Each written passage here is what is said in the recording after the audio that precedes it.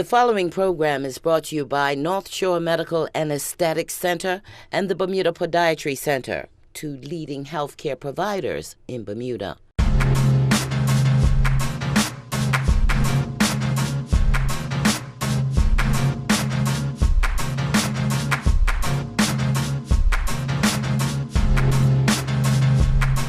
It's not something that's openly discussed, but quietly behind the closed doors of healthcare providers island-wide, what we eat and feed our young is taking a hefty toll on the local community in the form of serious medical issues.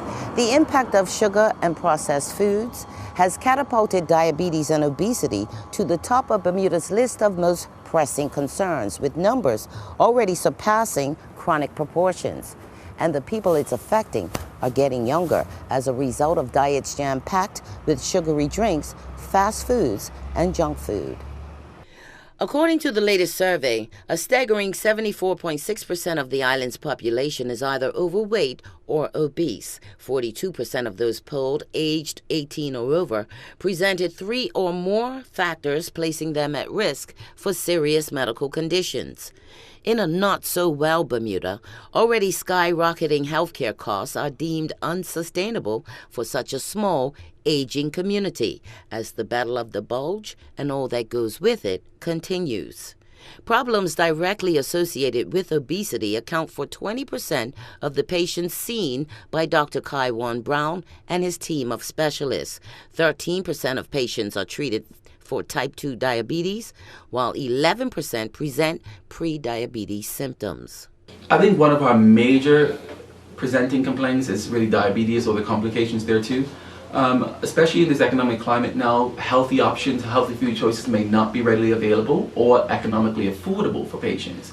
I use the example where we had an in-house lunching and some of the ladies wanted salads and the others wanted hamburgers and french fries. It actually cost me cheaper to buy the hamburgers and french fries for about 3 people than it is to buy me 1 salad or 2 salads. So that type of disparity is something that we see present very often. And as a result of that, we're seeing an elevation in blood pressures. Diabetes is not being very well managed. We're seeing cholesterol starting to become dysregulated, only because, we have to eat, and we have to eat what's affordable. We first have to stop and think and analyze our current situation. I mean, if times are hard and money is tight, we have to be able to utilize those particular, our limited finances to do the best for us and our family. And that's not always going to fast food or eating something that's unhealthy. We may have to start a little pot garden and start growing your own carrots and or vegetables and your own lettuce if you find that's very expensive on the open market. Those things we have to do first is stop and analyze, and then kind of make a plan towards addressing your most pressing concerns. Because otherwise you see the negative end. Otherwise we see the negative end. Those negative ends are exacerbated by added stress factors cited by patients who insist there's just not enough time in their schedules to cook healthy food every day, and they're passing unhealthy eating habits on to their children. Nutrition and life counselor Preston believes that mindset alone perpetuates a vicious cycle that ultimately can be broken. They're working, they have children, and essentially they're moving from a point of I don't have enough time. So where I support them is showing the time that they do have, how they can use it for their benefits.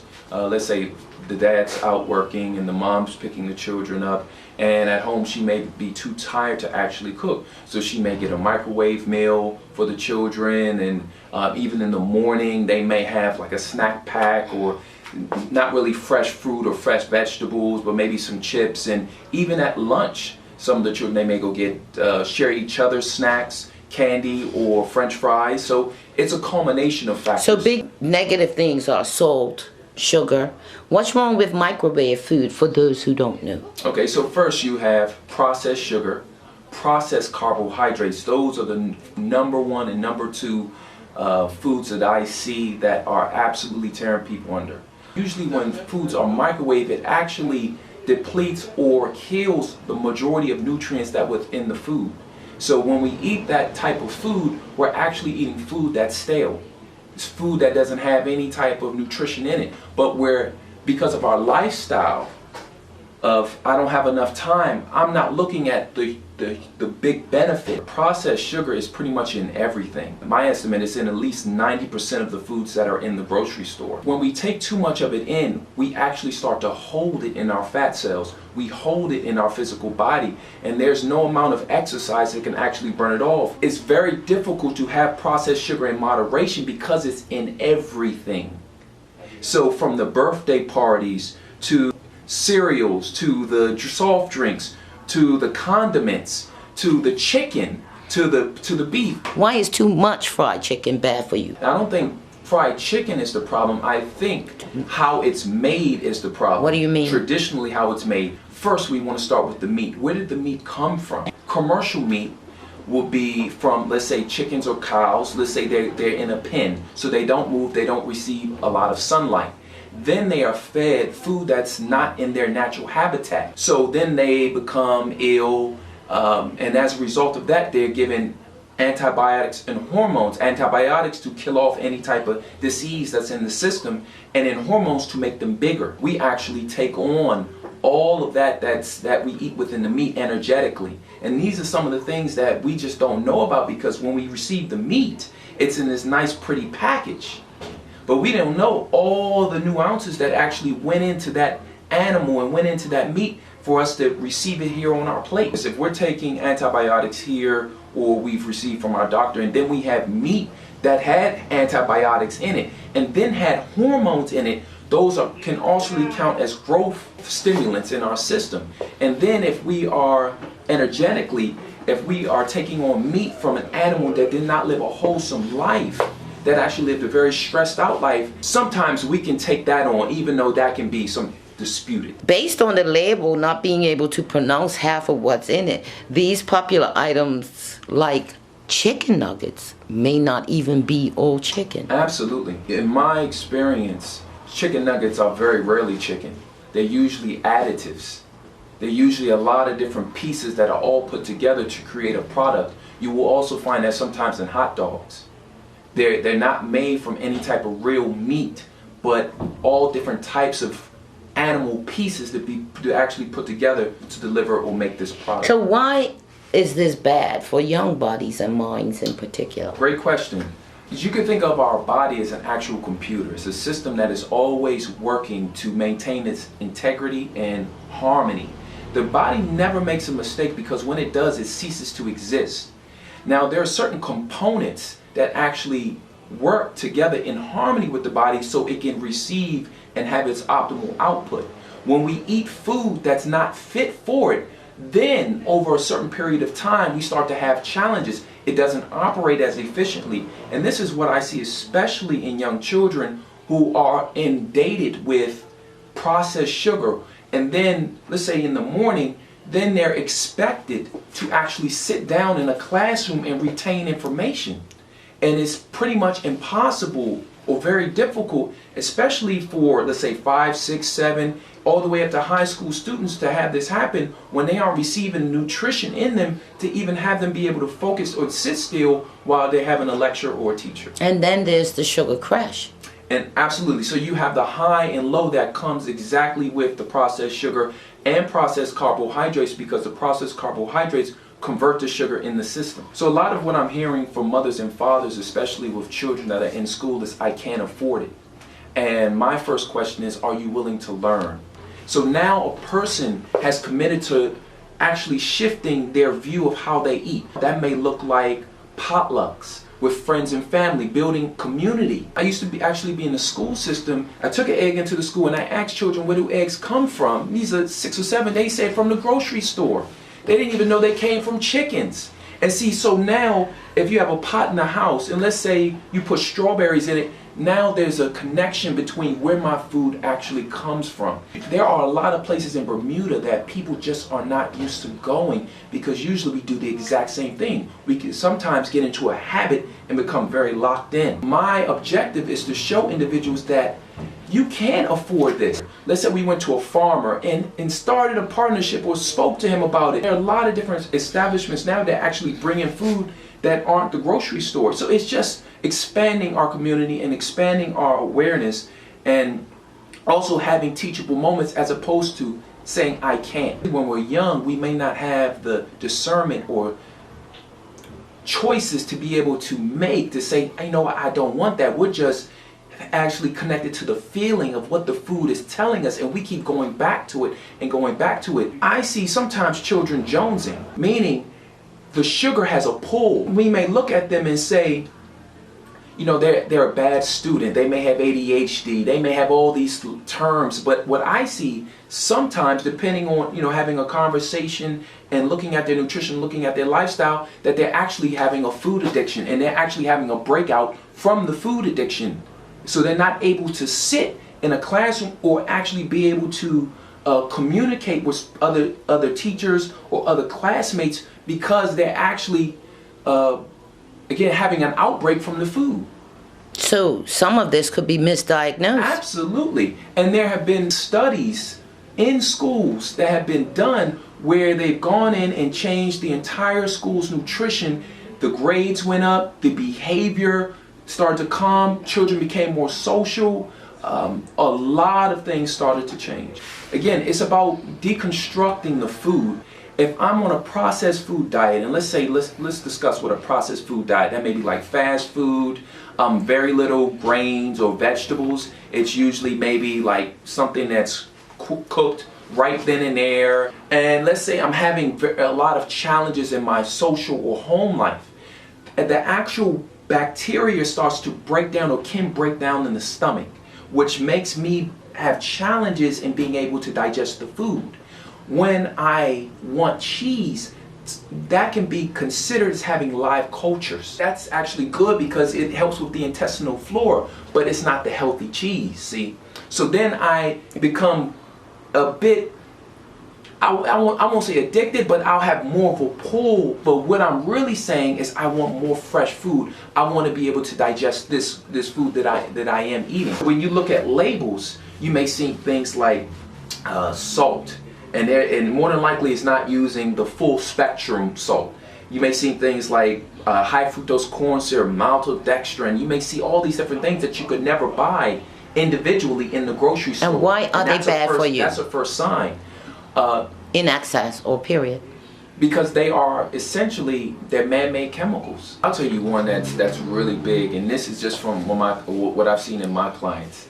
Celiac and diabetes. Celiacs are the individuals who are not able to process gluten. So they have challenges with like bread or any type of wheat products, stuff like that. And of course you have the diabetes who are not able to process sugar, insulin. Now, I'm going to speak to you about the celiacs first. They're under a high stress job. And see, with the stress goes to the gut. That's what I've seen in the career, high stress. And then that gets passed on sometimes to their children. Because if I'm in a high stress industry, then I may have a high stress household. You see, and then it carries straight through. Now with the diabetics, with the lifestyle element, what I've noticed is a lack of sweetness in life. I'm working too hard. I have all these different types of things that are going on in my life. I don't get to enjoy life anymore. So the sweetness is actually sucked out of my mind and sucked out of the physical body. So then I go to food to help me feel better, and it's usually something sweet. Because I feel I can't go on the trips, I have to maintain this mortgage, I have to maintain this rent, I have to do all these different things, nothing that I really want to do. Again, I go to the sugars, the cakes, the cookies to make me feel better, so now I get a double dosage. Over time, I'm not able to process, if I ever could really process sugar in my system, and then I have spikes, or I'm not able to work that out, and my liver or kidneys aren't able to process that at all. Pancreas is not able to process it at all. So these are things that we definitely want to look at, especially with diabetics. You definitely want to increase the joy in your life. By doing things that you love, not things you think you like, but things that actually move your heart. And what I like to call these are creative expressions. And for some people that could be painting, singing, dancing, gardening. It's something that's a gift from you to you. Something that no one else would know about. See, usually we're so inundated with working that we don't even get a chance to notice what's going on in our inner being. And see, this is what's leading us out to these major food addictions, especially sugar. Because sugar is a sedative. It makes us feel better, but it keeps us crashing and rising, crashing and rising. When we continue, we'll take an in-depth look at how the sugar rush ties in with the disconnect in today's society as a result of cell phones and social media devices, coupled with hectic, inactive lifestyles. As your community med spa, NMAC offers everything you need to live well under one roof. Ask about our natural therapies, including massage, meditation, group and individual exercise classes, healthy cooking classes, nutrition, and life coaching to create happy, healthy lives. Open Monday to Saturday. Give us a call at 293-5476. More than 200 Bermudians are diagnosed each year with diabetes, and diabetes can seriously affect the health of your feet. We can help. The Bermuda Podiatry Center's specialized physicians are highly skilled in diabetic foot care. From annual checks, including vascular assessment to test blood flow in your legs and feet, through to treating complications such as foot ulcers, skin and nail care. If you have diabetes, are at risk, or would like an assessment, visit the Bermuda Podiatry Center on Gorham Road. No referral required, and your appointment is covered by Major Medical. The Bermuda Podiatry Center. We're the foot doctors. Welcome to North Shore Medical and Aesthetic Center, harmonizing health, beauty, and well-being. We are Bermuda's premier destination for wellness, specializing in family medicine, chronic disease management, naturopathic medicine, dermatology, and aesthetic procedures. Our newly renovated facility integrates the finest in clinical medicine with nurturing spa-like amenities for an experience that embraces the entire body, mind, and soul. Please follow us on Facebook and sign up for our e-newsletter at nmac.bm for the latest news, events, and special offers. It's an excellent book that I recommend to everyone to read. It's called Sugar Blues, and it was written in the 70s by William Duffy, and it explains the whole sugar industry and how it's set up. What about the younger generation that sits with their head in a phone screen and video games? With the impact of video games, iPads, a lot of these social media devices is that we are being more disconnected with ourselves, with each other, and we rather send a text message than pick up the phone. You know, I was on a plane traveling and I saw a whole family in their devices. No one was speaking to one another. The dad had his headphones on, mom's texting on, or she I don't know what but she was on her phone, and the two children had their iPads up. And this causes a disharmony. It's like we're not talking, we're not laughing, we're not communicating. And then when we go into the school system, we expect for the child to be able to communicate efficiently, not only with themselves, but with other teachers and other children. And then we get upset that they're not, or we send them to another school because they can't. And we don't notice that our whole society is moving in a different direction regarding food that's really, truly, I would say, not fit for human consumption. That's a big statement. It's when we really size it up, I feel the only food that's fit for human consumption is food that was grown. If I'm looking on the back of a label and I'm seeing a whole list of ingredients that I can barely even spell and I cannot pick up individually from a store, I think it's a problem. And that's not even considering genetically modified. That's not even considered GMOs. We go to the social aspects of, now we're moving into more texting, more sending emails, more computer. We have these huge social media devices that keep us distant and disconnected, but also they keep us connected as well. Because now more so than ever, I can speak to someone across the world right here at the palm of my hands. So I don't want to say that they're not effective, because they've done miraculous things in our community, but it's how we use them, what our intention is for them. It's using them, not being used by them. And then also with the food, again, the food is there, but there are so many other different resources where we can actually have great food that's not debilitating us. But again, we need to be willing and open to allowing this information to come in, because one of the first things I hear is I can't and I don't have the time. And usually those people are the ones having the most challenges. But the one person that says, you know what, I'm willing, then the whole world opens up for them. If I had to say one thing, it's wake up. A lot of the patterns and social behaviors that we may have learned from our parents, learned from our teachers, learned from society may not be relevant anymore.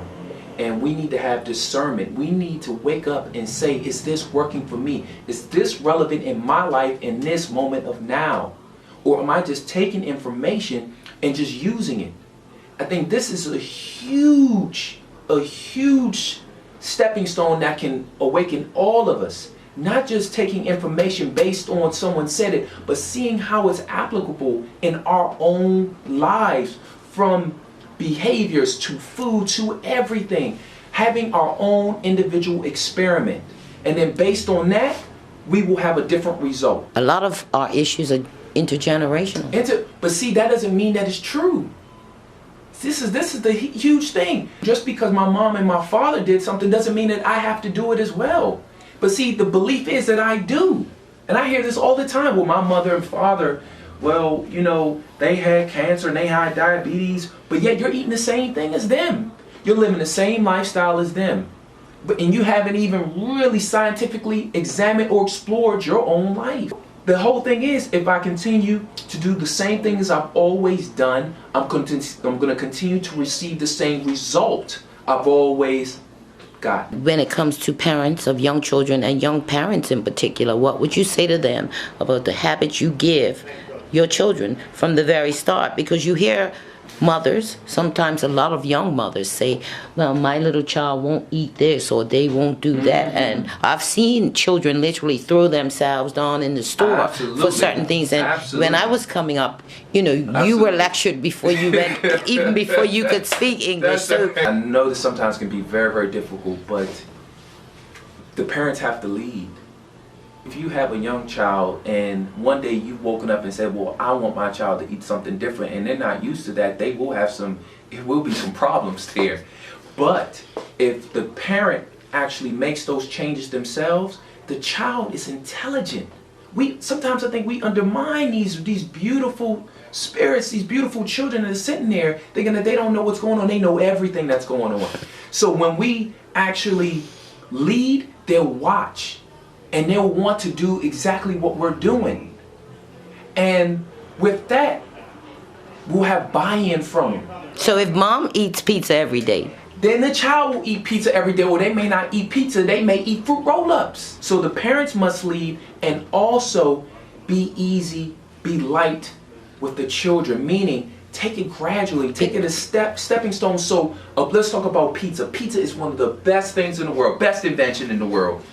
But you can make a healthy pizza at home. Let's say you had pizza night out. We're not going to go to the store. You know, we're going to get some of these ingredients. The ingredients don't even cost that much. You can do a whole pizza for less than $10. And then you bring the child and the whole family's in the kitchen. You're saying, what would you like on your pizza? It's a whole different concept. And now they're learning how to make something, what the temperature is. They can learn about math, heat, you know, having that experience in the kitchen. You may discuss what's going on in school. It's a whole opportunity. But you know, we live in a world where a lot of people just don't know how to cook or don't want to know. Well, they're walking out their own journey, and all of us are. And if they don't want to, people that don't want to, well, you know, that's totally on them. At some point, they're gonna pay for it. It's not funny. Yeah, it's not funny. But some point, you know, and this is and thank you for bringing this up. It's like the person that works 50 years out of their life, you know, sacrificing, working real hard, saving up for that white picket fence. You know, they had children, and one day they kept saying, you know what, when I get to this point, then I'll do this. But as soon as the children are out of the house, they've been diagnosed with something. And that one day never came. See, so what I'm saying is that one day needs to be now for people. Don't wait until start now. Don't wait until your child leaves the nest, or you know, your wife, or this. Start if you're having a problem, address it right now. If you don't know how to cook a healthy meal, someone does. Go learn. Someone does. I'm pretty sure your neighbor does. I'm pretty sure your cousin does. Someone does. Reach out, pick up a phone. But see, this is the stuff that's not happening anymore. I think this is what used to happen in Bermuda probably yesterday, if you get what I'm saying. You know, a few decades ago. What I see today is individuals, people who are focused on outward goals as opposed to an inward journey. They're focused on maintaining the integrity of their story, their lifestyle, and their agenda, as opposed to realizing what's in their heart and what's really in their soul. And people are paying for it now. And I feel that if we continue on this way of, acquiring and having, for the sake of wanting to be something that we already are, well, we're going to continue to feel very uncomfortable and stressed out, because those items will never bring us joy. That can never be fulfilled with any type of mortgage or house or car, even though we may think it does. But look, there are people who have it, and they're hiring the people who don't to help them feel better. You see, so what are we really talking about? And I think that in and of itself will completely turn this island around if we focus now on the inward journey of what we are really calling for, and it's not our economy, even though we may think it is. But what if our economy is a reflection of how we're truly feeling inside, which is empty? In an aging community, the rising toll of health insurance costs, it's important to each and every one of us, because we're seeing problems like diabetes and so forth. It's going to cost each and every one something. Considering again where we're moving, where we're at in economic times, I definitely feel it's a reflection of how things are inside of us. And it will come to a close. It really will come to a close, and I think that it will cause people to actually shift and find out what is actually meaningful in their lives. The insurance companies, I'm pretty sure they are inundated with all these different types of calls for people being flown overseas, for heart attacks, for diabetes, and services like nutritional lifestyle coaching, services like acupuncture and massage, holistic services are key and crucial to actually building or reawakening the person that's within. We're actually in the trenches right now, and we get especially at this center, we receive a lot of people say, is this covered by insurance? And I say it's not covered by insurance at the moment, and hopefully one day I definitely hope it is. Because they're just like with you had acupuncture and you had massage, at certain points they were not covered because they were so new. But now they are. And I think that, nutritional lifestyle coaching, and there's a lot of different types of nutritional lifestyle coaches. We're international, we're global. This is a service that is absolutely huge and beneficial, especially in conjunction with working with a doctor. Because the doctor has sometimes a specific amount of time, and he, even though he may want to, may not necessarily have the time to actually sit and speak with someone about them, about their children, about the food that they're eating, maybe even go into their home, and see what's in, see that connection. We go in and we add that support. Because an ounce of prevention is a pound of cure. I really think that all ailments are preventable or reversible. Not everyone is meant to be 5'5", such and such pounds. So this is when it comes to the emptiness that I'm feeling inside myself. So this is the conversation that we have, or I have with people here at North Shore Medical and Aesthetic Center. This is the deep level, and these are the things that if the insurance companies, they really start paying attention to and cover this, you will see I think a lot of ailments, that from diabetes to childhood obesity to high cholesterol, to things that could be solved in an instant, in a week to 2 weeks, just with making simple changes. I know the health costs will go down because they're just simple adjustments. Get some more sleep, drink some more water, maybe eat an apple. It's simple. You got to change your mind first. Change your mind. Sometimes it may sound airy-fairy, but stuff is very practical, and when someone is steadfast and they put it together, I've seen blood pressures be absolutely reversed. People get off their blood pressure medicine, get off their diabetes, reverse their diabetes, and it's happening here. People who are and getting married, finding a relationship because they've connected with the relationship with themselves. It's all different types of things that are happening. It's beautiful to actually see and be a part of it.